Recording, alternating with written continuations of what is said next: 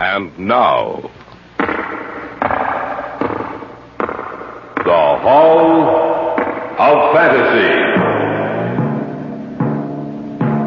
Welcome to the Hall of Fantasy.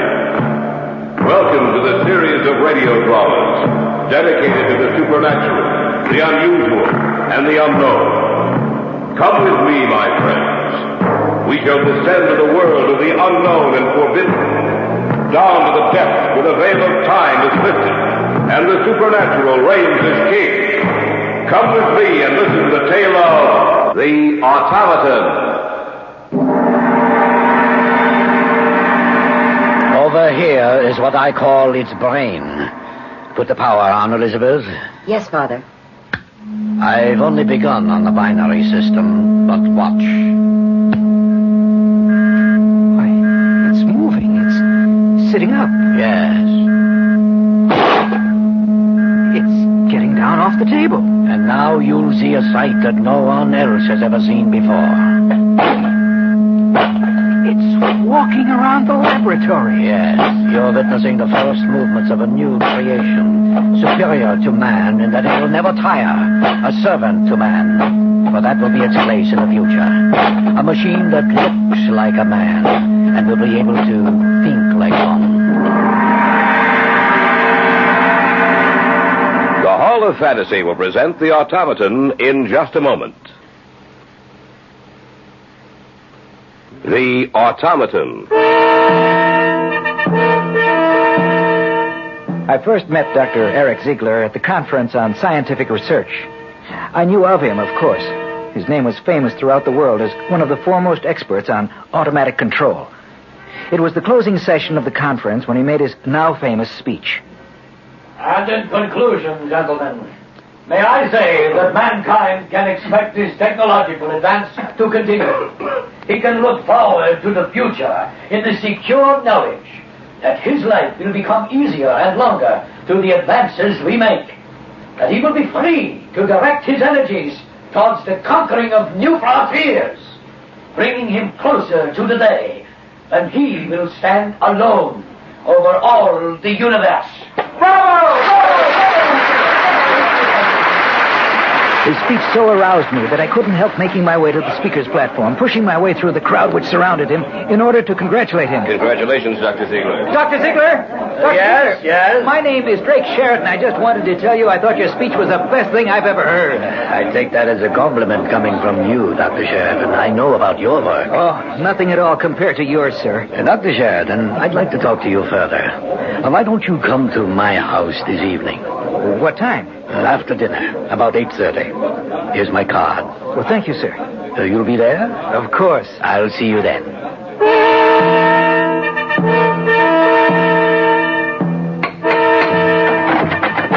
Yes?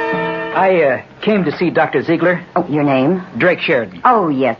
He's been expecting you. Won't you come in? Thank you. Just follow me. Was the most interesting effect of all. A new paragraph. The success of the automaton of which I am speaking is dependent upon the excellence of the brain I can give him. My work has become so... Dr. Sheridan is here, Father. Oh, excuse me.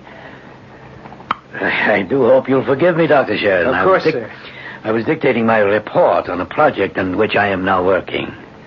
Please be seated. And before I forget, this is my daughter, Elizabeth. How do you do? A pleasure. Thank you. Drink perhaps, Dr. Sheridan? Yes, I could stand one. Yes. Any particular preference? No. Would you do the honors, Elizabeth? Of course, Father. Dr. Sheridan, perhaps you're wondering why I asked you to come here. I have been, but I consider it a privilege and an honor to be here. Thank you for the compliment, but it wasn't necessary. You may be interested to know that I've followed your career quite closely. And from what I've gathered, you're a very intelligent young man. Well, thank you, Dr. Ziegler. I'm not complimenting you to make you feel comfortable, Dr. Sheridan. I mean what I say. Exactly why did you ask me here, Dr. Ziegler? To talk to you, to see what kind of a person you are. And here are your drinks. Oh, thank you. Thank you, my dear. That's just right, Elizabeth. Yes. Dr. Sheridan, I'm going to be completely frank with you. I am working on a private project financed with my own money completely divorced from my work at the Research Institute. Mm-hmm. My daughter has been helping me with this work, but unfortunately she does not have the knowledge nor the training to be of anything more than elementary assistance. I see. I am interested in finding an assistant who will devote his full time with me to the work I am doing. You mean you intend to leave the Institute? Yes. My work is finished there, and besides, I want to devote more time to this particular project of which I'm speaking. What's the nature of your work? Automatic control, of course. Would you be interested in working with me? It's a great honor, sir. I will make it worth your while. Well, I'd like to know exactly what you're working on before I make any decision. I believe I can trust you. I have a building some miles outside of the city which serves as my own personal research laboratory. We might as well drive out there. That is, if you're interested. Why, certainly I am. Good. Elizabeth, get the car from the garage, please. We'll drive out tonight.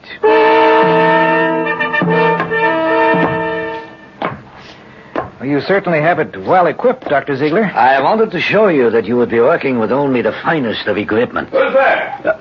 What's that? Oh, that's the watchman. It's nothing to worry about, Bart. Oh, it's you, Dr. Ziegler. I didn't hear you come in. It's all right. He'll check out with you when we leave. All right, sir.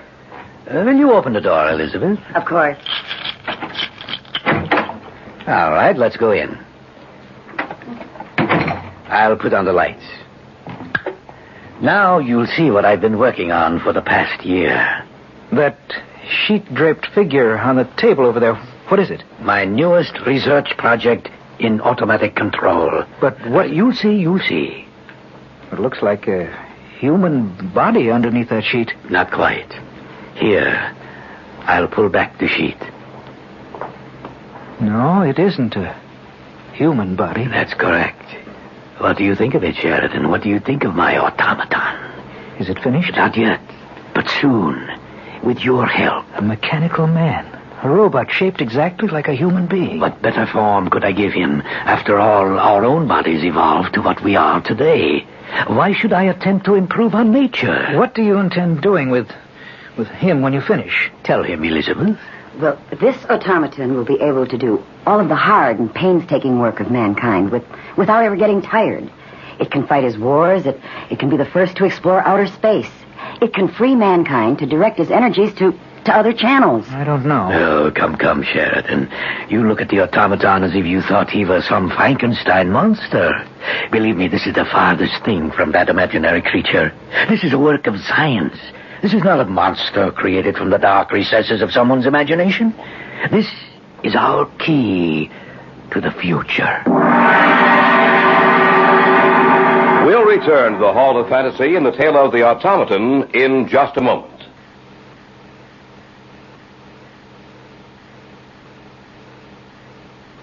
Back now to the Hall of Fantasy and the tale of the automaton. Dr. Eric Ziegler, his daughter, and I stood looking down at the metallic figure lying on the table before us. In all respects, it resembled a man, a metal and plastic man, created by the genius of Ziegler. This is our key to the future. This automaton will free man from labor. Let him develop his mind to the fullest. How much longer do you think you'll have to work before it's finished? I can't tell. That's why I need you to help me set up the automatic self-regulation of its brain. Then you haven't developed the system of feedback yet? No. As you are aware, that is the basic machine of all self-regulating systems of automatic control. A man's mind is a complex creation. The mind of the automaton must also be complex in order that it can do the work of a man, in order that it can think and regulate itself. Why don't you show him what you've accomplished so far in the feedback system? All right. Now, over here is what I call its brain. Put the power on, Elizabeth. Yes, Father. I've only begun on the binary system. But watch. It's moving. It's sitting up. Yes. It's getting down off the table. And now you'll see a sight that no one else has ever seen before. It's walking around the laboratory. Yes. You're witnessing the first movements of a new creation, superior to man, in that it will never tire. Servant of man, but that will be its place in the future. A machine that looks like a man and will be able to think like one. I I shall return him to the table now. It's climbed back up on the table. And it's lying down again. All right. Turn off the power, Elizabeth. Well, Sheridan, what do you think now? I'm afraid I don't know what to think. Will you work with me? Oh, yes. Who wouldn't jump at the chance? Of course I will. Good. You understand, of course, that the feedback system and the binary scale are still in their elementary stages. When the brain, the automatic control is finished, it will fit inside the automaton's body and head. That's correct. There will be controls on the robot's chest to set the automatic control to working, and another to stop the machine if it needs to be repaired. Of course, our largest task will be to develop a complete automatic self-regulatory system to fit inside the robot's body. As soon as you can be free... Which should be in about 2 weeks. Good. Then we shall begin work on the final stages that will lead to the completion of the automaton. Rather than completely sever my relations with the organization for which I worked, I took an extended leave of absence. There were living quarters in the laboratory in the country.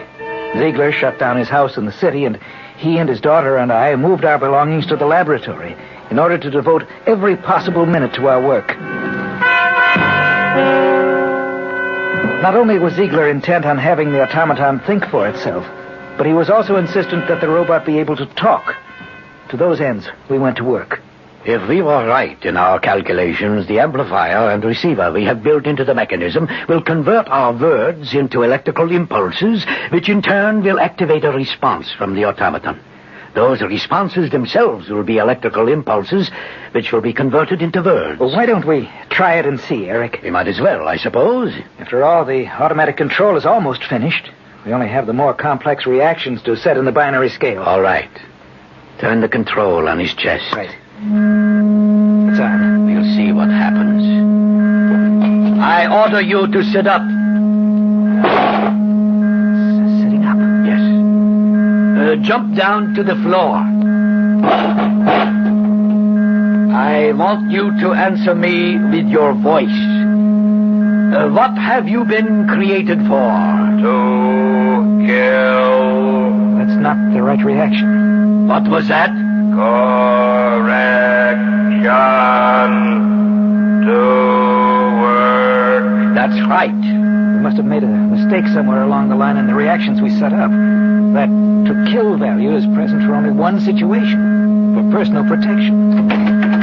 I thought you'd come up and... What are you doing? Well, we're just conducting a test. Woman. That's correct. Woman. Stay back. Stay away from me. Elizabeth, be quiet. He wasn't going to hurt you. I'm sorry. He started toward me. Frightened me. You see, he's stopped now. There's nothing to fear. Nothing to fear. Get back. Back to the table. Lie down again. Turn off the control, Drake. Right. What's the matter, Elizabeth? You're shaking. It's just that thing frightened me so. Those lenses that it has for eyes, there's something hypnotic about them. He looks so much like a man. I know he's made of plastic and metal, but well, I fear him. Elizabeth, there's no sense getting emotional about this. There's nothing to be afraid of. I know you're right, Father, but... But what? But what would happen if you ever lost control of the automaton? That will never happen. But is it possible? Perhaps. We didn't do any more work on the automaton that day. We went into the city in the early evening to see a play, leaving the watchman at the laboratory to take care of things. We got back about 12 and were having a late snack. More coffee, Drake? Oh, yes. Please. I think it did us good to get away from here this evening. We've all been working too hard. Do you feel better now, Elizabeth? Oh, yes, Father, much better. Yeah. Tomorrow we can finish up with the automaton. Then we can show him, after suitable tests, of course, to the world. If we're successful, you ought to win a prize. What was that? Someone screamed. It came from upstairs. We'd better take a look. Who could it have been? The only other person up there is Bert, the watchman. There it is again. Hurry. Look! The door to the laboratory it's open. He must be in there. The lights are on. We'll see what's wrong in a second. All right. Oh, no. It's Bert. What's the matter with him? His neck's been broken. Oh. He's dead. But how? I don't know, only... What's the matter? Look, we turned off the control on the robot when we left, didn't we? Of course we did. Why? Because now it's on, Eric. The control is on. You are listening to the tale of the Automaton on this week's journey down the corridors of the Hall of Fantasy. We'll return to our story in just a moment.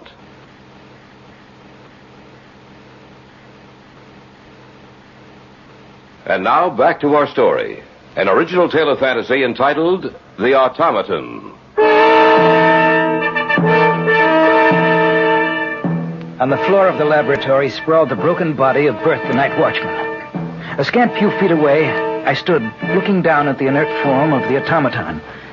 Before we had left the laboratory, we had turned off the control, and now we found it on.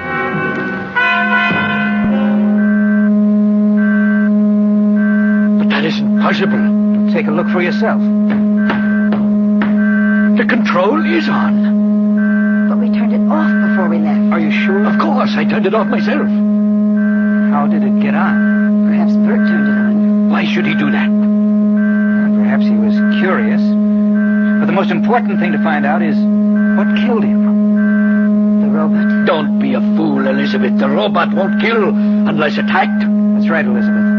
It's the only reason for it to kill. Actually, the reaction was set in the control system for self-preservation.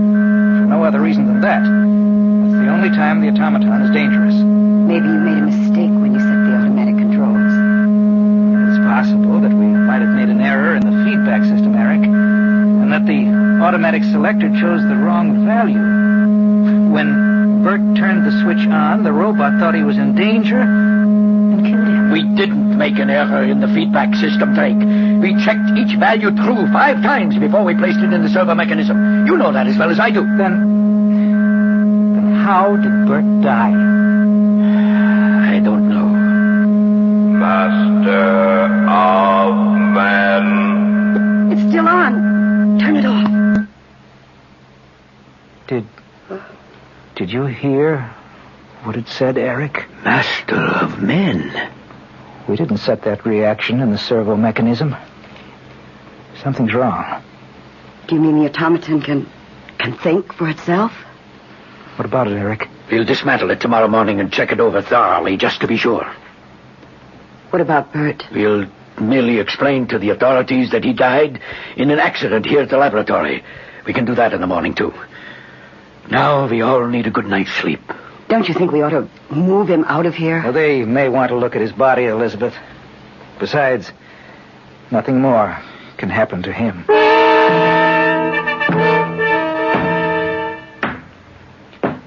Elizabeth? Who is it? Drake. What are you doing up here on the second floor outside the laboratory? I couldn't sleep. Oh. Well, neither could I.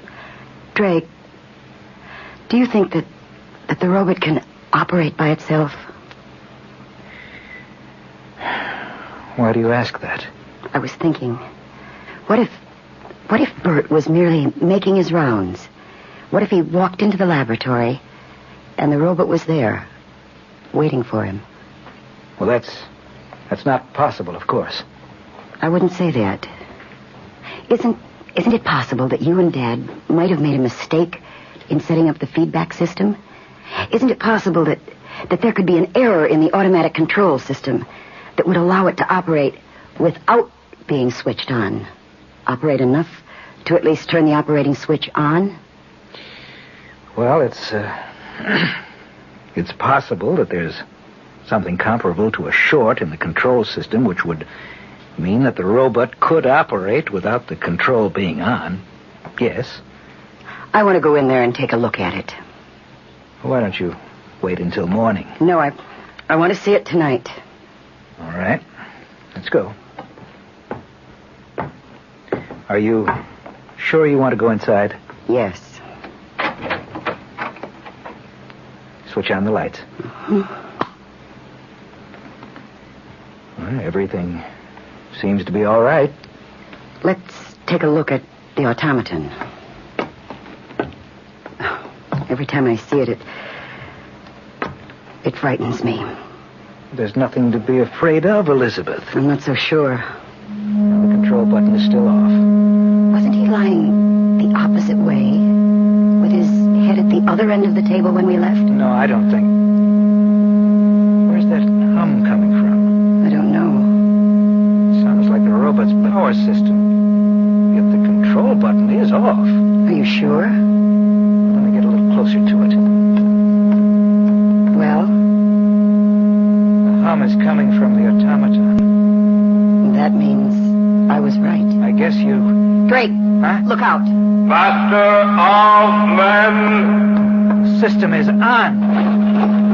It's sitting up. To kill.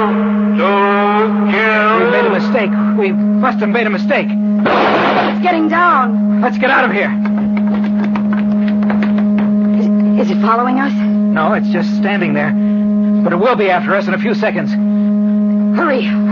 Let's get this door closed and locked. I can see it through the glass panel. It's starting towards the door. I heard some noise up here. What's the matter? The automaton's in operation, without the control being on. What? That's right. We must have made a mistake, Eric. The only thought that thing knows is to kill. We have to destroy it. It's getting closer to the door. That door won't hold. Let's get out of here. It has to be destroyed. But how? It weighs over half a ton. I think I have it. Stop here by this window. Oh, another crash against that door and it'll be out of the lab. What are you going to do? Its reactions are slower than ours. We'll wait here for it. It'll come walking towards us. At the last minute, we'll run to the side. I don't think it'll be able to stop itself in time. It should crash through the window and to the ground below. The two-story drop should destroy it.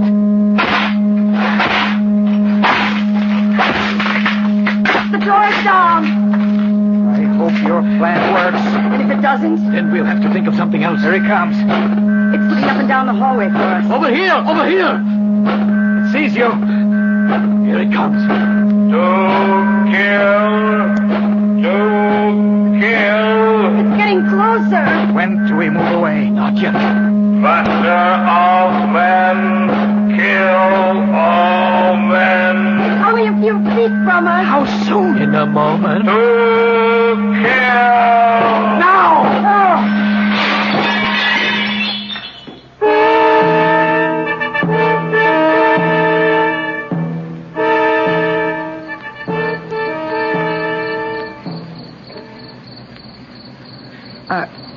Are you sure it's destroyed? Yes. The fall completely destroyed the automatic control. You're looking at nothing but a pile of metal. What do you intend doing? Starting all over again. Somewhere along the line, we made a mistake. We have to find that mistake and correct it. We don't want a master of men, but a servant of men. Someday, I don't know when, but someday, we'll be successful. And then one of mankind's most useful servants will be the automaton.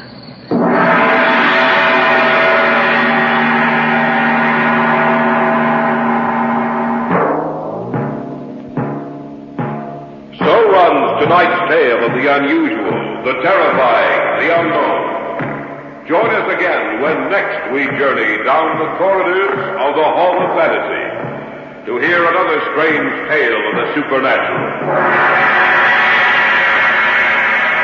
All characters and events portrayed in these programs are fictional, and any similarity to actual events or persons, living or dead, is purely coincidental.